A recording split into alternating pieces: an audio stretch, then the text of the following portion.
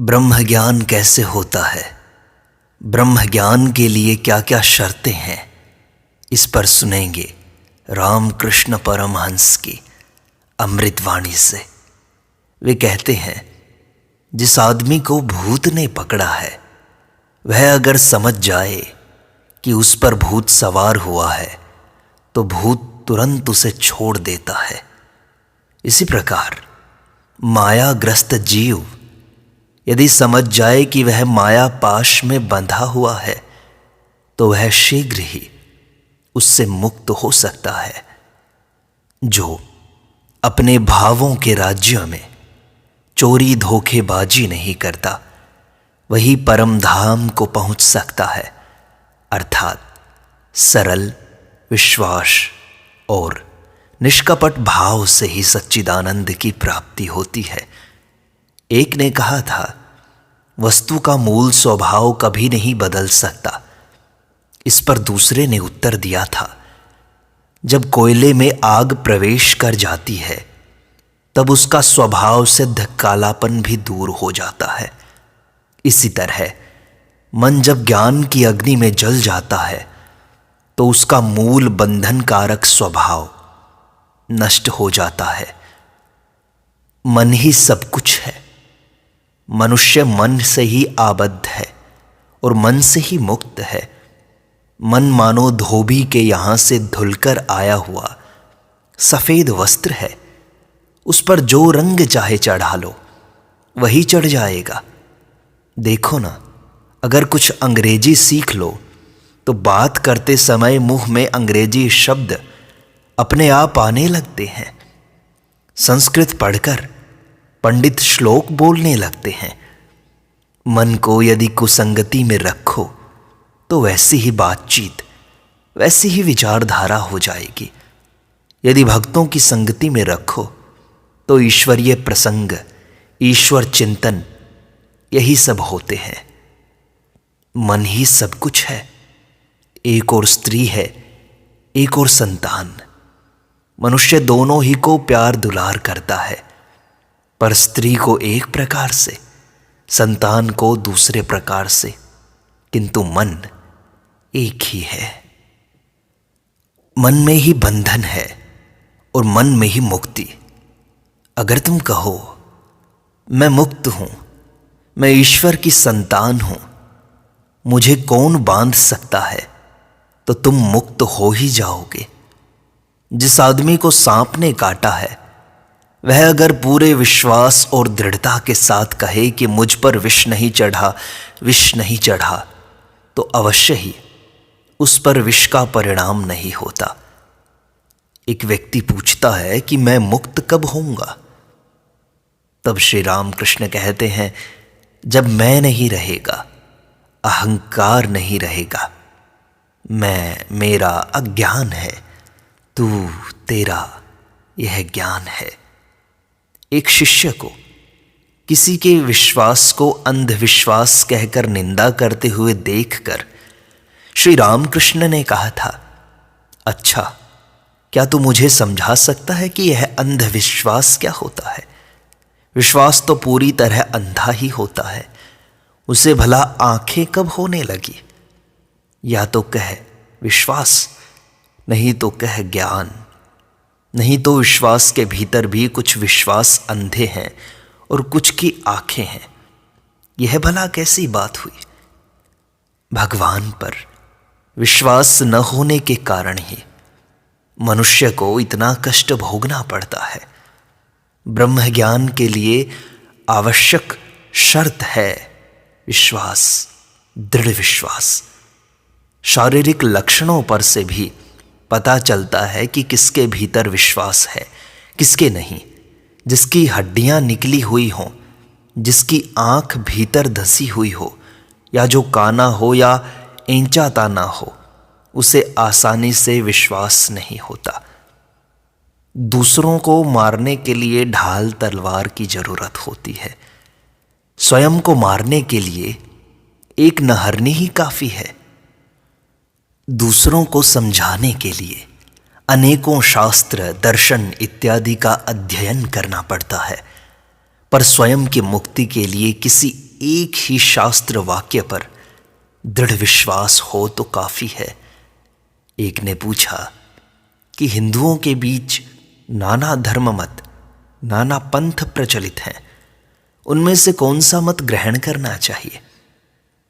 तब श्री रामकृष्ण ने कहा, पार्वती ने महादेव से पूछा था, भगवन, सच्चिदानंद की प्राप्ति का मूल उपाय क्या है? महादेव ने कहा, विश्वास। मत या पंथ से कुछ बनता या बिगड़ता नहीं। जिस मत की शिक्षा दीक्षा मिली है, उसे विश्वास के साथ उसी मत के अनुसार साधना करनी चाहिए। विश्वास और ज्ञान में परस्पर संबंध है। विश्वास जितना बढ़ेगा उतना ही अधिक ज्ञान प्राप्त होगा। विश्वास न हो तो ज्ञान की आशा करना व्यर्थ है। जो गाय चुन चुन कर खाती है वह दूध कम देती है, और जो गाय घास, पत्ती, कड़वी, चोकर, भूसा जो मिले वही फटाफट खा लेती है, वह अच्छा दूध देती है। उसके दूध की धार नहीं टूटती। जिसमें विश्वास है उसमें सब है। विश्वास नहीं तो कुछ भी नहीं। ब्रह्म ज्ञान विश्वास के द्वारा ही पैदा होता है।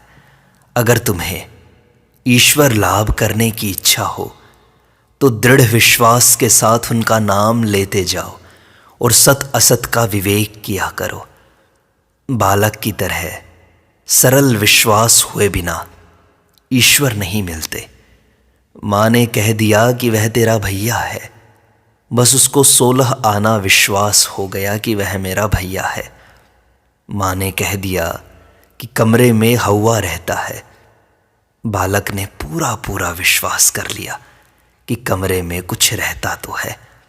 इस तरह बालक के जैसा विश्वास देखने पर भगवान को दया आती है। सांसारिक विषय बुद्धि के द्वारा वे मिलते नहीं। ब्रह्म ज्ञान के लिए आवश्यक शर्त है विवेक। इस पर विचार किया करो कि कामिनी और कांचन अनित्य हैं, एकमात्र ईश्वर ही नित्य है। रुपए से क्या मिलता है? दाल, रोटी, कपड़े और रहने के लिए जगह, बस इतना ही और कुछ नहीं। रुपए से निश्चित ही ईश्वर नहीं मिलते। रुपया हरगिज जीवन का उद्देश्य नहीं हो सकता। इसी को विवेक विचार कहते हैं। रुपए में क्या रखा है, सुंदर स्त्री की देह में भी क्या है, विचार करके देखो। पर आश्चर्य है कि मनुष्य ईश्वर को छोड़कर इन्हीं चीजों में मन लगाता है। विवेक और वैराग्य। विवेक अर्थात सत असत का विचार, और वैराग्य अर्थात संसार की वस्तुओं के प्रति विरक्ति, उदासीनता। यह एकाएक प्राप्त नहीं होता। इसके लिए नित्य अभ्यास करना पड़ता है। कामिनी कांचन का त्याग पहले मन में ही करना पड़ता है, फिर प्रभु की इच्छा से वह त्याग मन से और बाहर भी संभव होता है। अभ्यास योग के द्वारा कामिनी कांचन के प्रति विरक्ति उत्पन्न होती है। यह गीता में है। अभ्यास के द्वारा मन में असाधारण शक्ति पैदा होती है। तब इंद्रिय संयम करने में, काम क्रोध को वश में लाने में कष्ट नहीं उठाना पड़ता।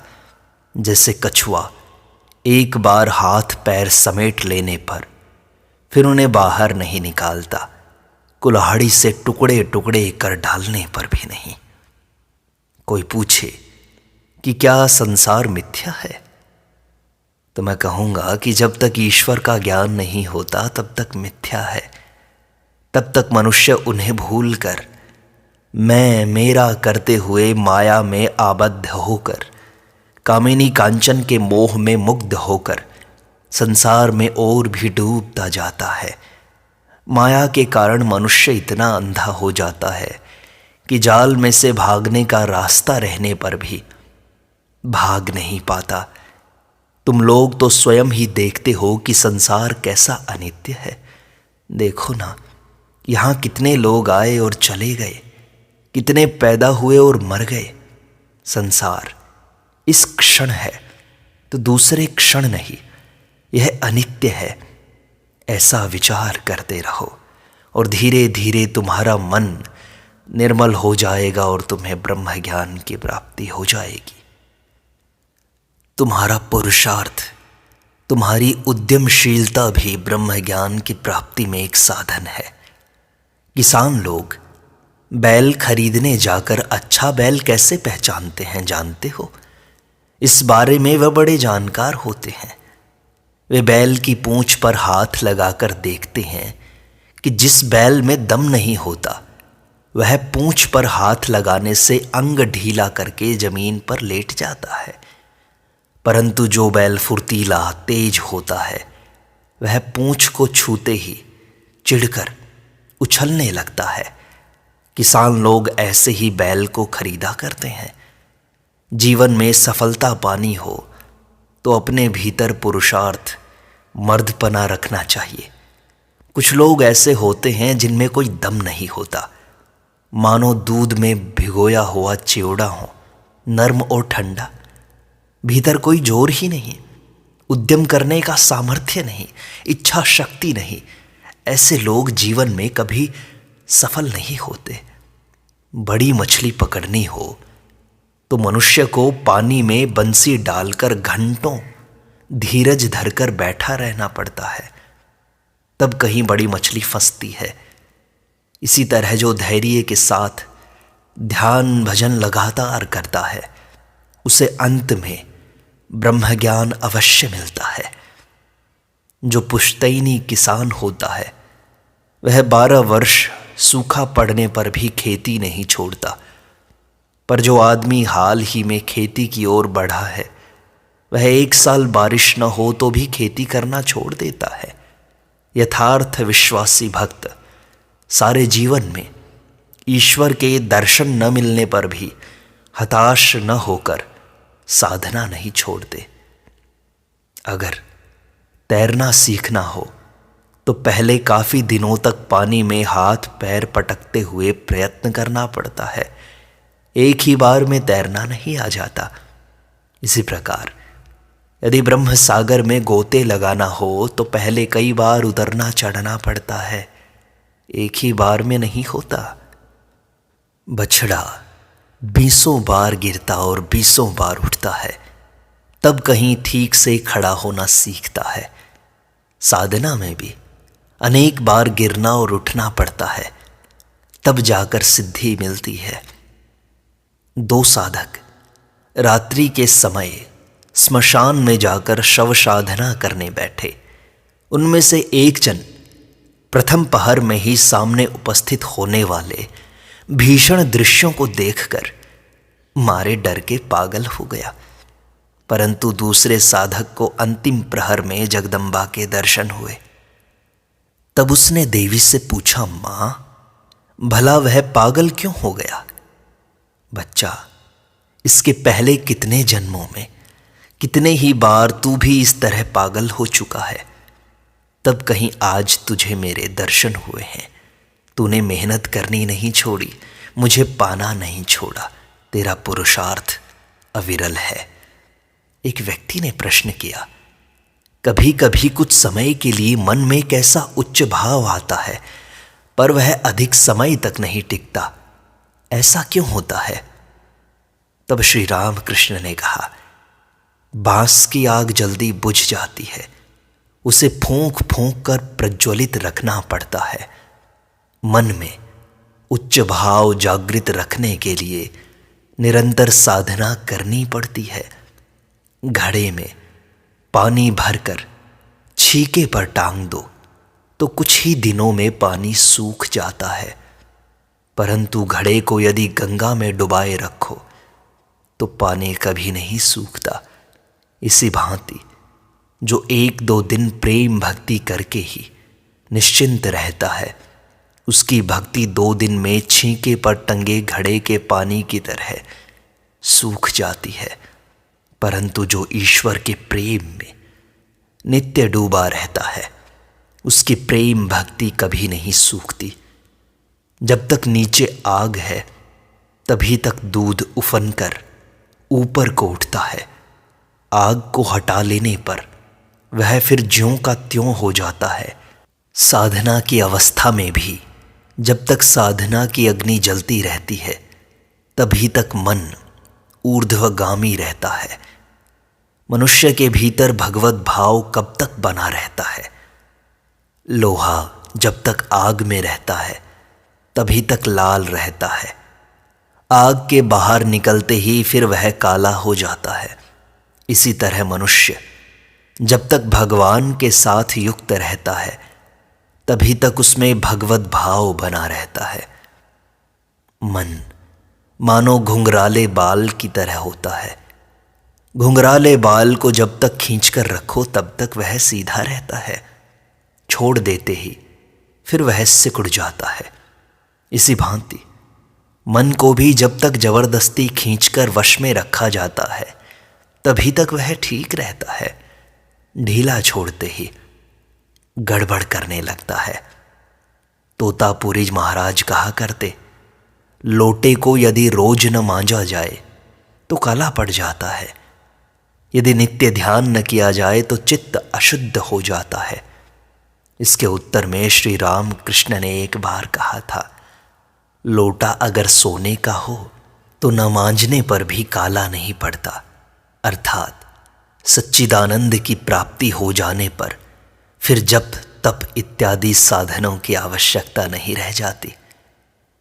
छिछले तालाब का पानी पीना हो तो उसे न खलबलाकर ऊपर से धीरे धीरे पीना चाहिए। ज़्यादा खलबलाने से नीचे का कीचड़ ऊपर आकर सारा पानी गंदला हो जाता है। यदि तुम सच्चिदानंद का लाभ करना चाहते हो तो गुरु के उपदेश पर विश्वास रखकर धीरज के साथ साधना करते चलो। वृथा शास्त्र विचार या तर्क वितर्क में मत पड़ो, नहीं तो तुम्हारी क्षुद्र बुद्धि गड़बड़ा जाएगी। कर्म चाहिए तभी ईश्वर दर्शन होते हैं।